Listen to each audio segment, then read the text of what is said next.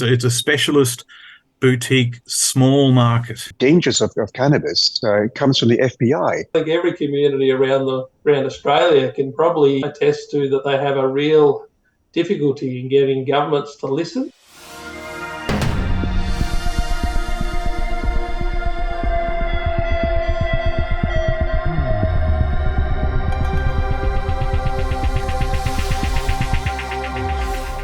Over the weekend, the huge news broke that the West Australian government has promised to scrap the unpopular and frankly insane revised Aboriginal heritage laws that recently came into effect and created massive public backlash in West Australia. Now, backlash is actually an understatement. Regional and remote communities in WA have been having town hall meetings with the population of those towns doubling or even quadrupling, as people have flocked from cattle stations and mining towns from hundreds of kilometres away to attend and voice their concerns. As I covered a week or so ago here on the Aussie Wire News, the new laws created terrible confusion even for environmental groups, and 2 large tree planting events were cancelled because the local Aboriginal corporation threatened them not to go ahead unless they received a $2.5 million grant from the government.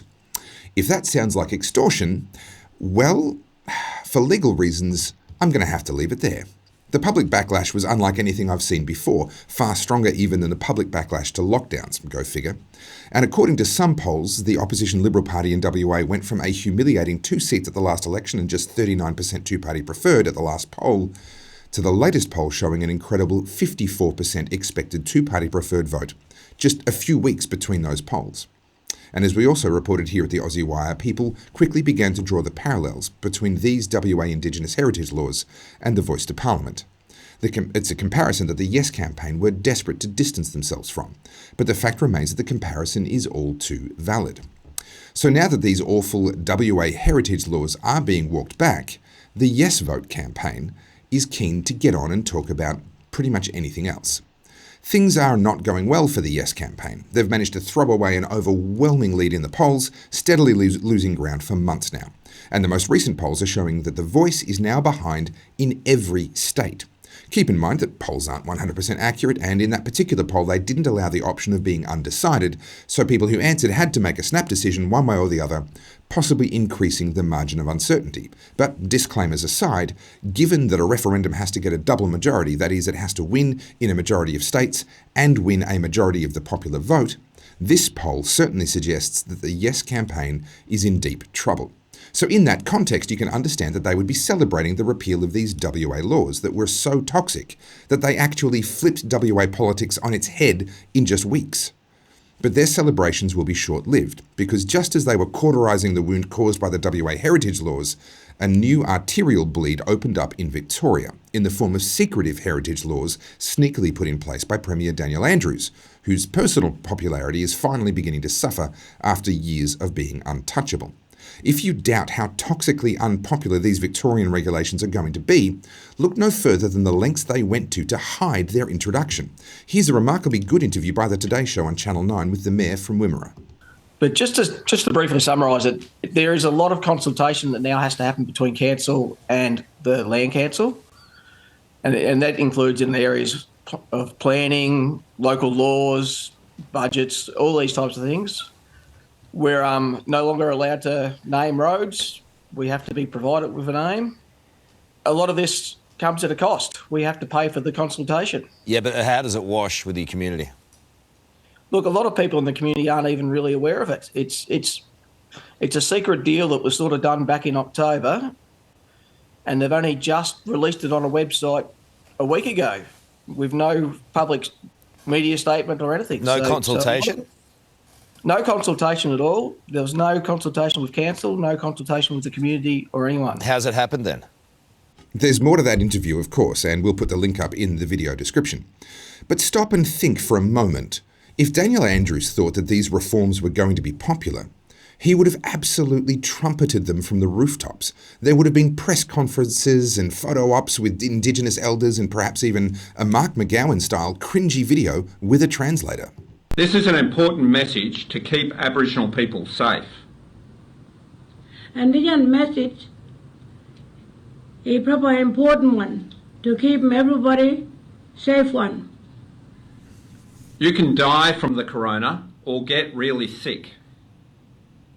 You can pass away from this corona, or you can get really sick one.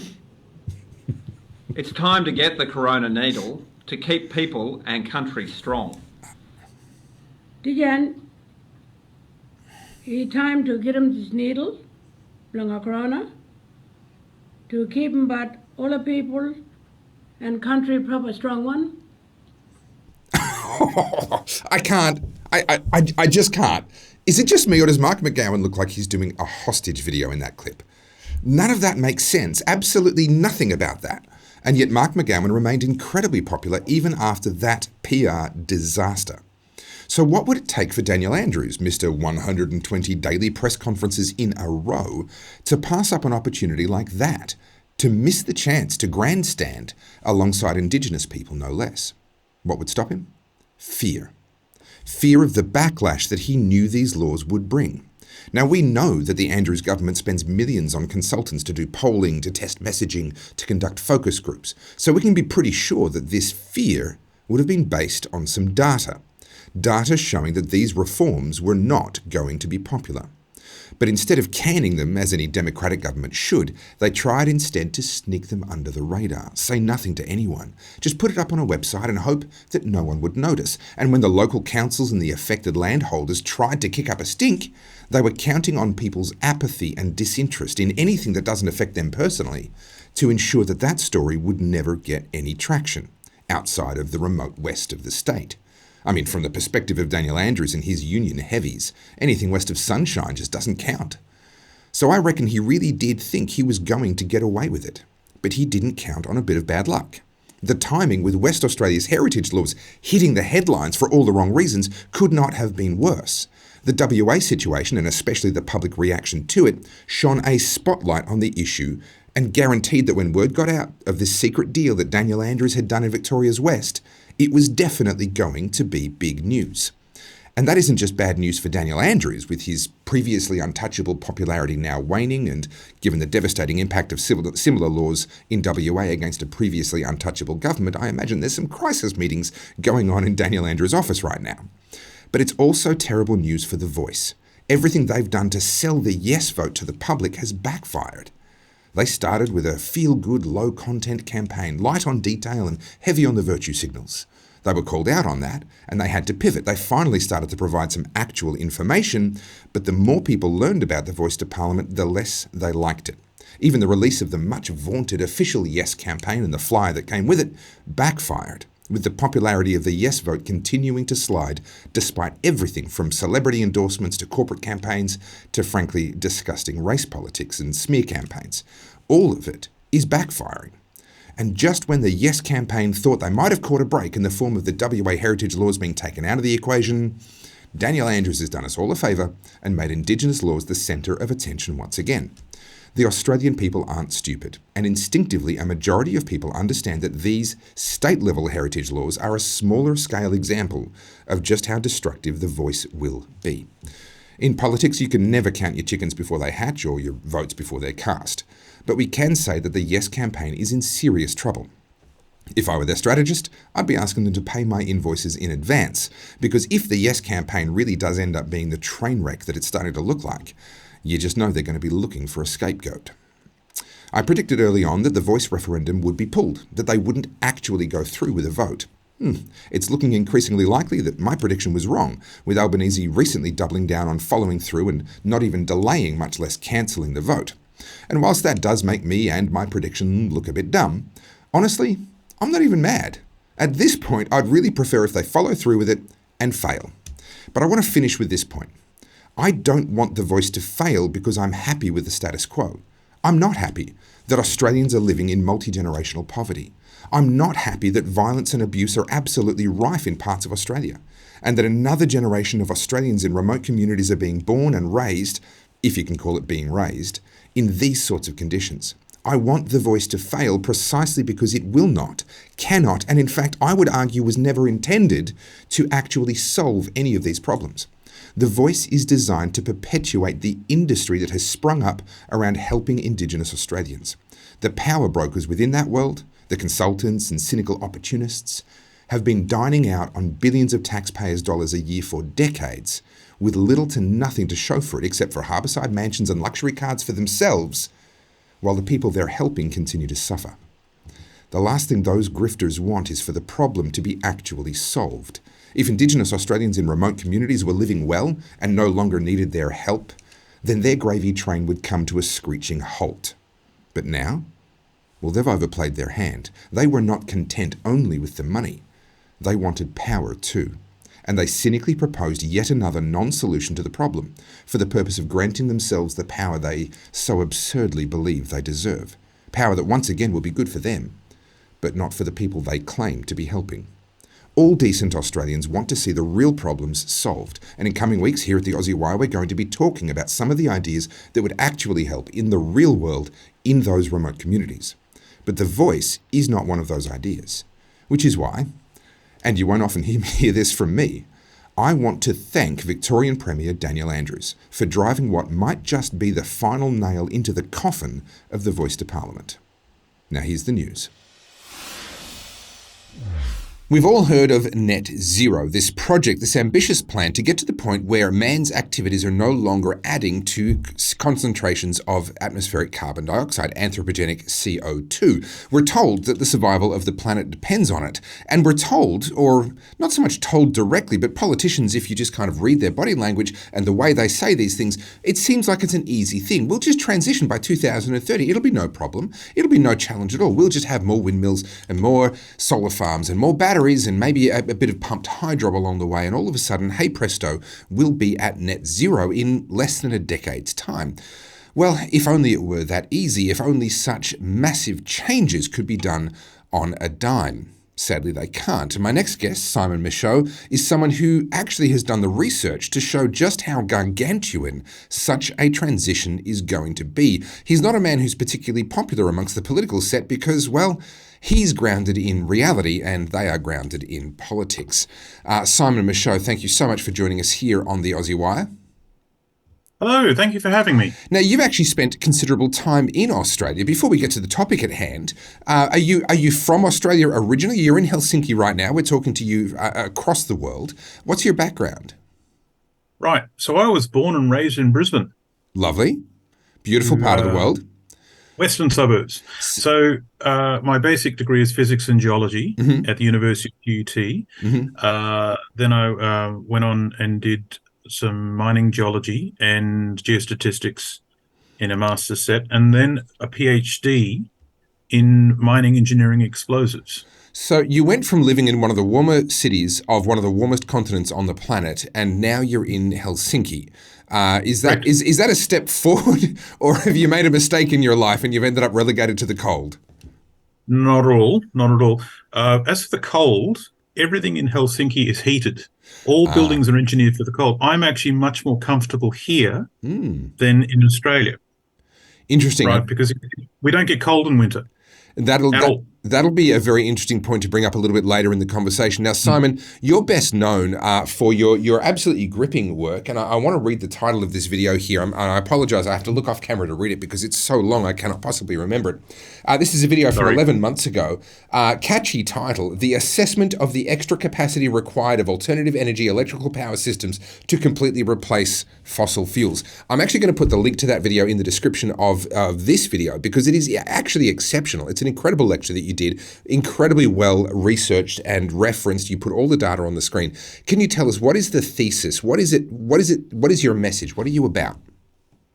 So I used to be in the Australian mining industry for about 18 years in both academia and the private sector, very briefly. And I was collecting information to show that the mining industry was struggling to actually hit targets, right? And then I came to Europe to learn industrial recycling and mineral intelligence and the circular economy. And when I came to Europe, I found that there was complete lack of these very senior meetings for the European Commission, in a research project called the H2020, which is now Horizon Europe. And there was no feasibility plan. There was no feasibility study of we are now going to phase out fossil fuels. Right. And what I was hoping to see is a plan that says we will now make a new plan, X number of power stations of this kind, over there operated by these people with this infrastructure. None of that. There was none of that. They couldn't even tell me the size of the global transport fleet. Wow. And if they don't know that, how are they going to determine the number of electric vehicles they think they're going to make?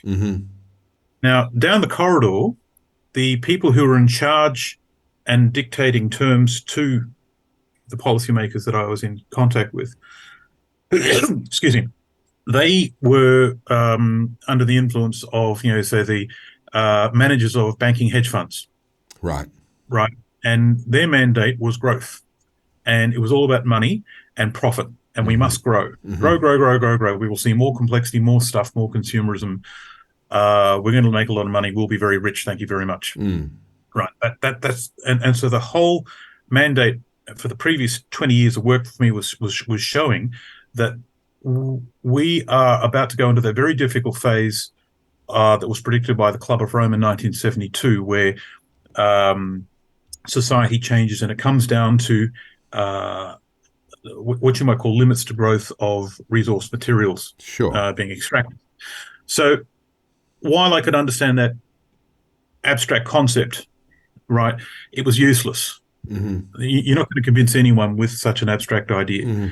What was needed and what was missing was some hard numbers. There were a lack of numbers in all directions. And so what was needed was how many power stations, how many electric vehicles, what are we looking at here? And so I set about to map the existing system at the moment. There's even basic things like, what do fossil fuels do for us now? Sure. And it's become so ubiquitous. It's in the background. It's like the oxygen we breathe in the air. It's so there all the time. We don't even see it anymore. Well, energy is like that, right? Petroleum in particular is in everything. Everything. We're a petroleum-driven society, even now. And so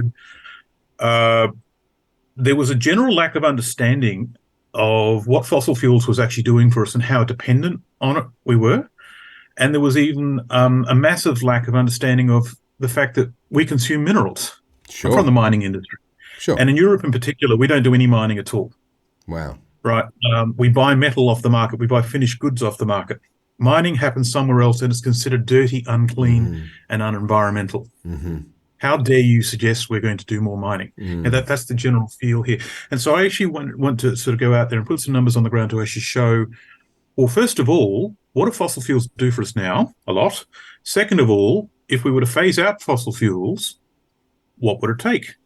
What are we talking about? What are the tasks? And how big are they? And and then the final follow-up question was, if we were to source the amount of metal that we need to produce all this, what amount of metal will we need and where will we get it from? So it used to be part of the recycling world as well. And so promises are being made on behalf of the recycling industry that they're not going to be able to deliver on at scale. It works just fine at a small scale, but you try scaling it up. That's when the bottlenecks happen. So this study is not rocket science. I used mathematics I learned when I was 13 years old. Anyone can do it. It's a very simple formula. I could tell you the formula right now, and you could go off and repeat it. And I still wouldn't understand it. Well, it's when you get to the so I think you would. It's actually very simple, brutally simple. It doesn't include everything. It shows a basic idea, and it highlighted 2 or 3 fairly serious blind spots in our industrial planning. And what are they? Okay, so first of all, we have fundamentally misunderstood the commodities industry. Right, until now, technology development has happened as a thing, like technology develops in a cycle of, say, 2 to 4 years. And when the demand's there, or someone comes up with a cool idea, get it out to market, and everyone wants it, and then that's the development. Right. Whereas a mine takes about 7 or 8 years to explore and discover and get to a feasibility study, then about 15 years to go from a deposit that's been discovered to a producing mine, maybe 20 years. Right. And then you actually sort of get to the point where you're actually producing saleable minerals that will come out of that. And so the commodities industry happens in a cycle of around 20, 25 years. Right. And you can't just snap your fingers and magic up more commodities. But there's a general feeling, for example, because for the last 50 years, we've used ideology to solve all our problems in one form or another. And 50 years ago, it was, if we want to balance our budget, we just print more money. We can invent cash out of the air, right? And we could throw money at things. And so that this is the problem that we are dealing with. So now you've got the feeling where if there is a scarcity of something, the price goes up. And when the price goes up, that will make it more relevant, more economic to go and explore more resources that before aren't economic. Therefore, more production's brought online. Therefore, the scarcity goes away, right? But that's assuming that there is an infinite amount of resources. Sure. Now, we're not going to run out of resources, right? Because, the entire Andes mountain range, for example, is one big giant copper deposit. Yeah. And a good one's lithium. There's lithium in seawater. Okay, great. Sure. Right, but our ability to extract that lithium is a and challenge. the technology associated with that is, there is a viability there. Is it worthwhile? And it's not an economic problem; it's actually an energy problem. So you've got an energy feedback loop. For the layperson that hasn't really encountered any of these ideas before, can you paint a bit of a picture? How big is the task ahead if we were to transition away from fossil fuels entirely? Just how much mining would we have to do to provide the copper, the lithium, the cobalt, and all of the other bits and bobs out of the ground? How big of a problem is this? Let me pull up the chart. Sure. Okay, so what I've got here is for a start, I mapped out that there's this 1.41 billion vehicles in the global transport fleet in 2018. Okay. Now that's a rough estimate, and it's a low estimate. The real number is probably 1.6. Okay. Because it was hard to get information. But let's take the 1.4, and we consume 26,614 terawatt hours of electrical power across that year. Right, Okay. and of which a small proportion was non-fossil fuel. Sure. Most of it was fossil fuel, oil, gas, and coal. So we've got to replace that. Now, to do a straight replacement of that system, to go from to replace the system what we have around us now, we're going to need something like 195 years of. Let's take the mining industry as it was in 2019, the year before COVID. Okay. So the last year is sensible data. Yep. So if we use that mining rate, how many years of production will we need to produce the amount of materials that we need to replace what we have now? And so now I've got 195 years of copper production. Goodness. 413 years of nickel production. 10,258 years of lithium production, 1,790 years of cobalt production, 6,778 years for graphite production, and so on. There's a few of them, right? And so what's happening there is we are a petroleum-driven society. Yeah. Everything's run by cars. Yeah. Cars and trucks driving around. To take your average car, or truck for that matter, most of it is iron, steel with a bit of magnesium. Sure. And a little bit of copper, aluminium to make all the shell and everything, and a little bit of copper, and that's it. To rip that out and replace it with, say, an electric vehicle system, now you've got exotic elements like lithium and cobalt and rare earths. Now, they're all elements that we do have now, but we mine them in trace elements. Right. Usually when you, for example, let's say you want the element indium, which is used in electronics. To get indium, you actually have to pull it out as a trace element from zinc concentrate. So you've got to mine zinc first and then get it in the concentrate out. And so it's a specialist, boutique, small market. Sure. Right, but to replace this technology that's so ubiquitous now, we now need lots and lots of this stuff.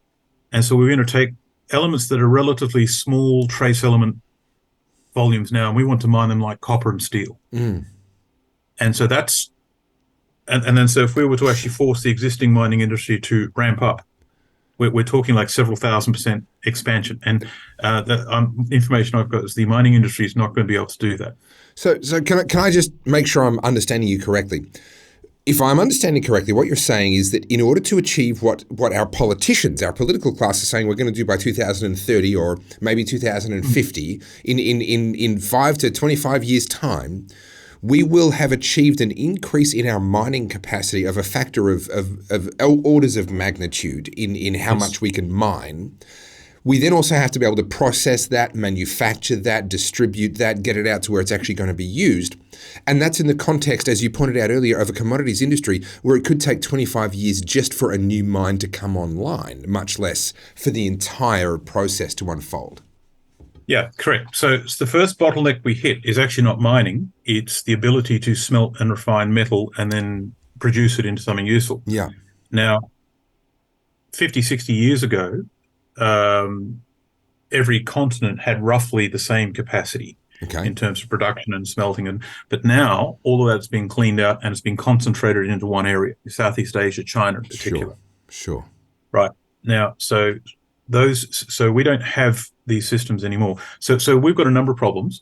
We've got our financial systems are degrading hard. Mm-hmm. We've got an energy problem where our existing energy systems now are becoming much more expensive and unreliable. Mm-hmm.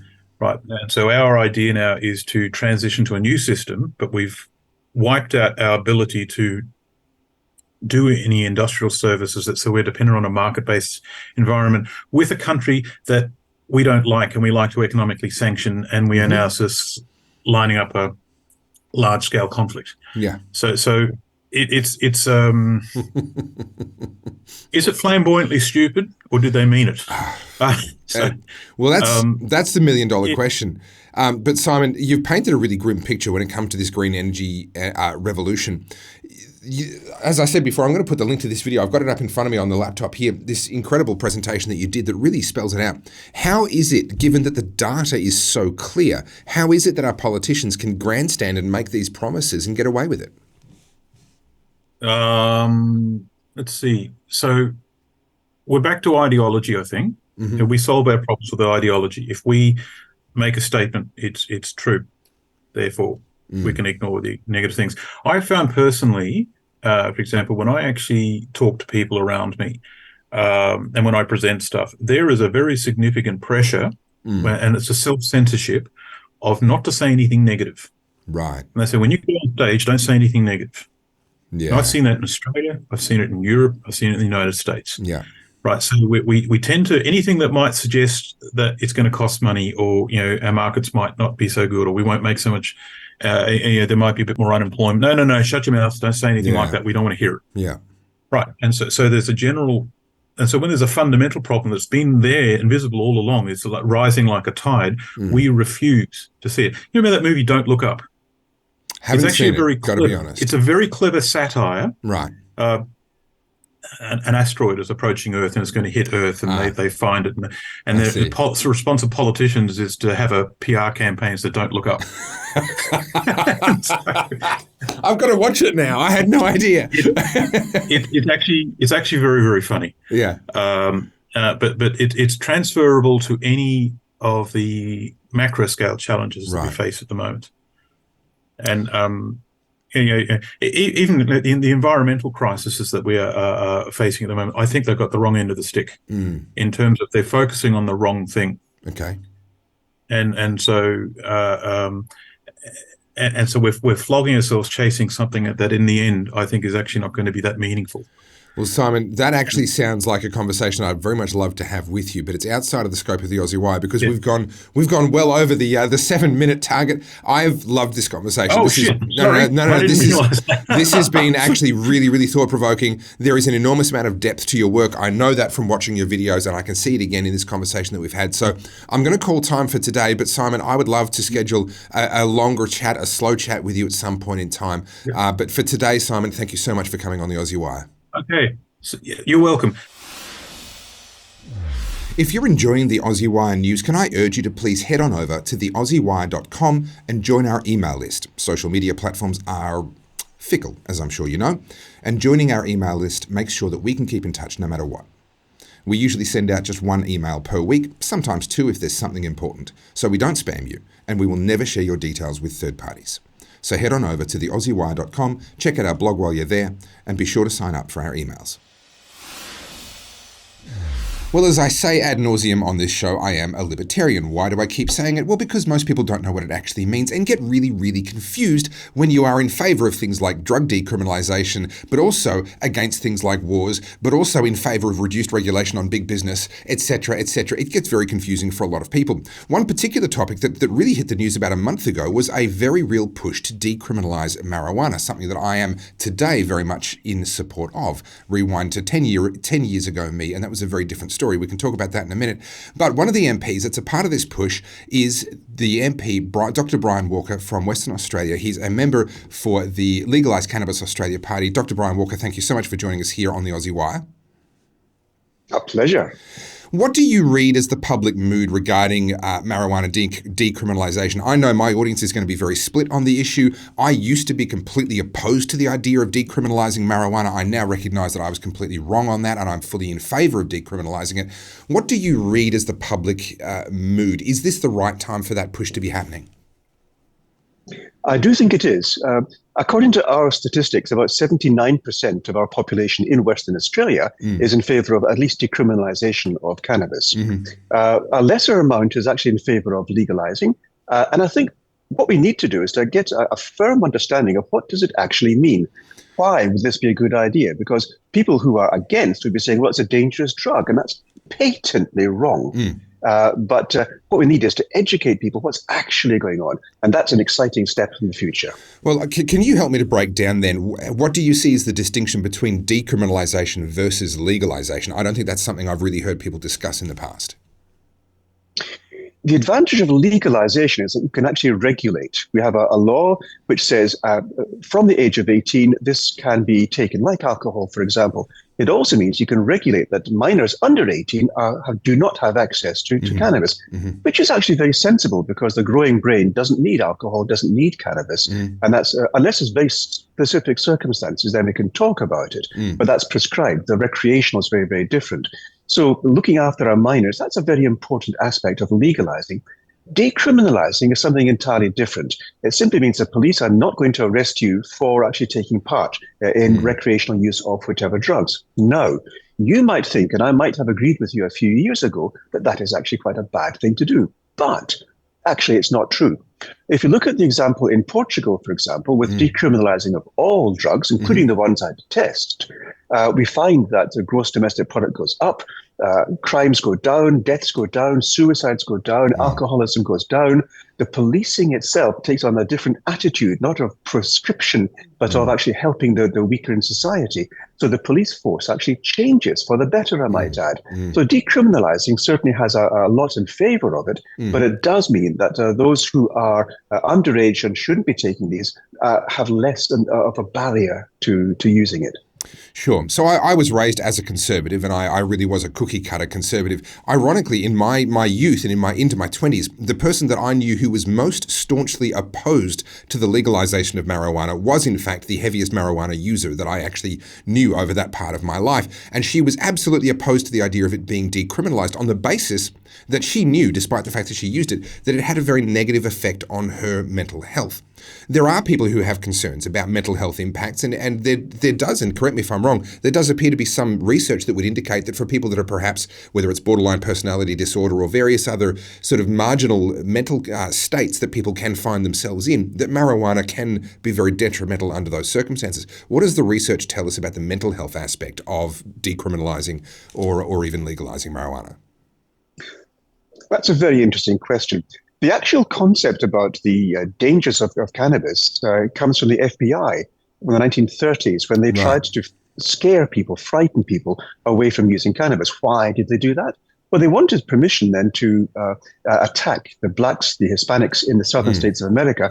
And so they used this transition away from alcohol to prohibiting cannabis. And that way they could invade the homes of the oppressed peoples in the southern states of America.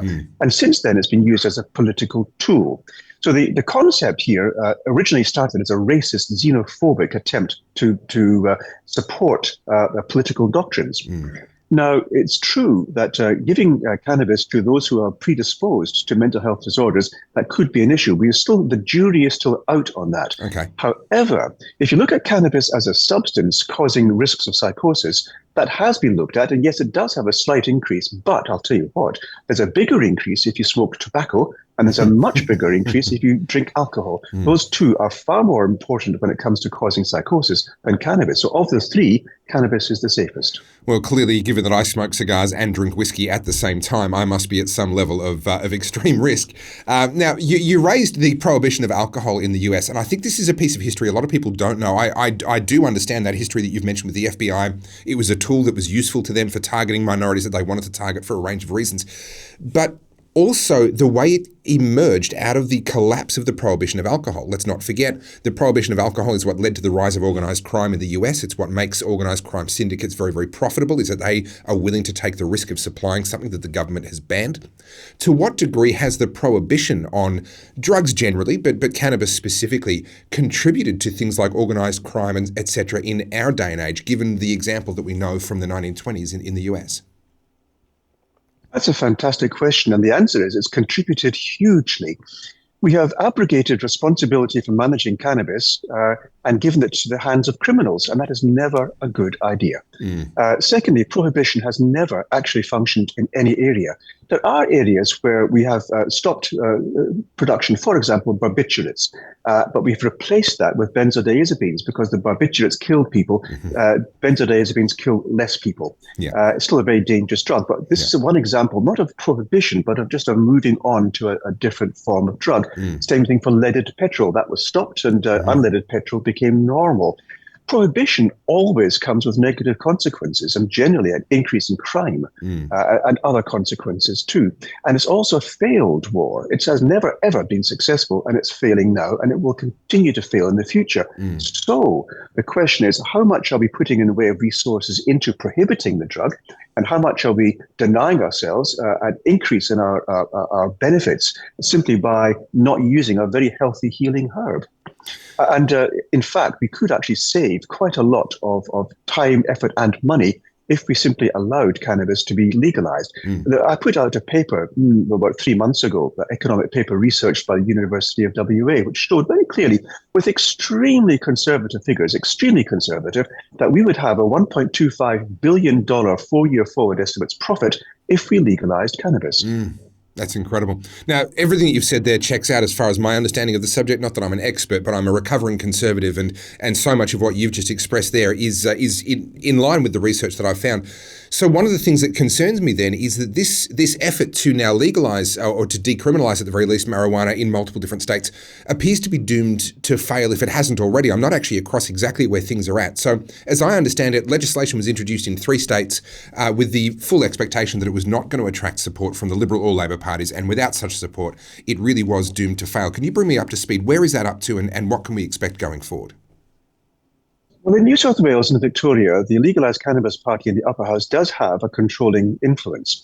So they've got much higher chances of persuading the government it's in their best interests to have more revenue and less hassle by legalising cannabis or decriminalising cannabis. It's moving slowly forward.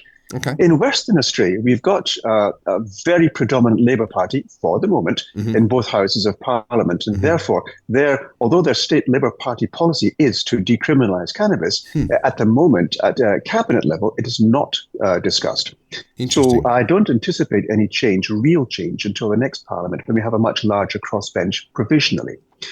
At the moment, however, we are introducing, my select committee introduced a paper which showed very clearly, with a majority Labour Party membership, that THC driving laws are in fact wrong. There's a lie enshrined in law.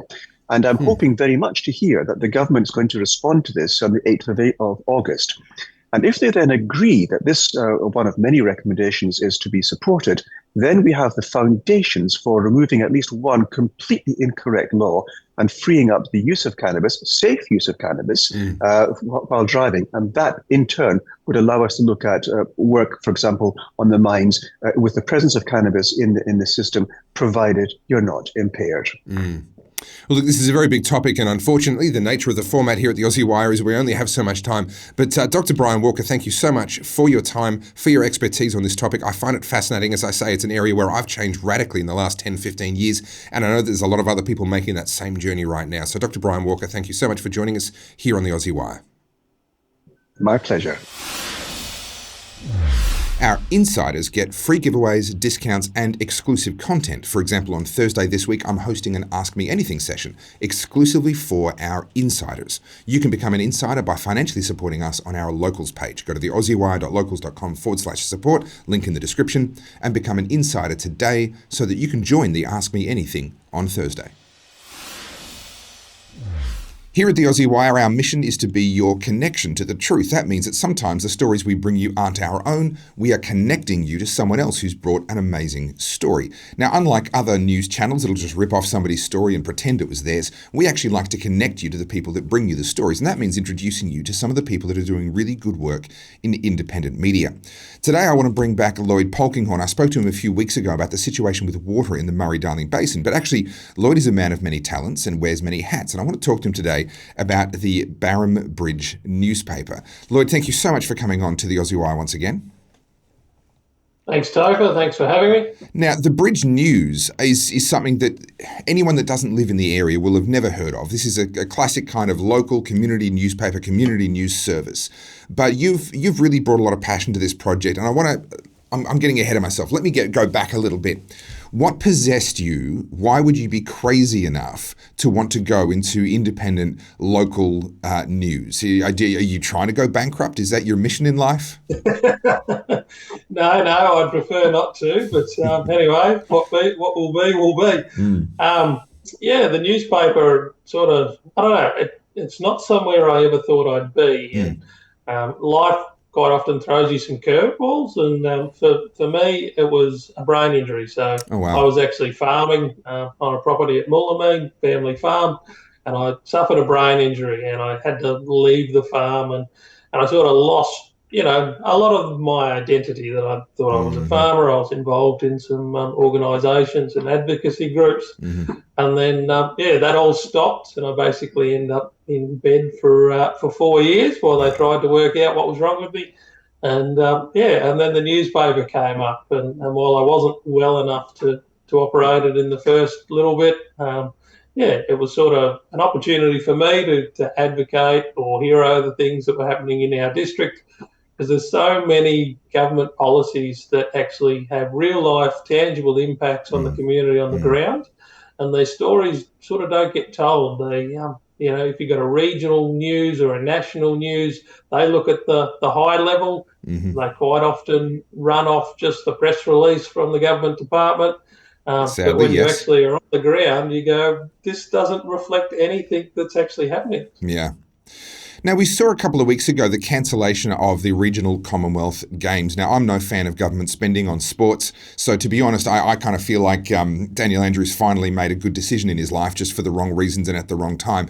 However, I can certainly understand that regions would see it differently, the areas that were likely to benefit from some of that spending, some of the infrastructure, some of the stadiums, etc. What's been the reaction amongst your readers, and what have you been hearing in your community about the loss of the Commonwealth Games? Yeah, I think you've highlighted a great point. Like, there is an aspect of us who go, this is a massive cost. We've seen government wasting so much money. But yeah, as you say, there are real impacts because regional and rural communities quite often are left out of the projects. They're left out of road and rail and even housing projects.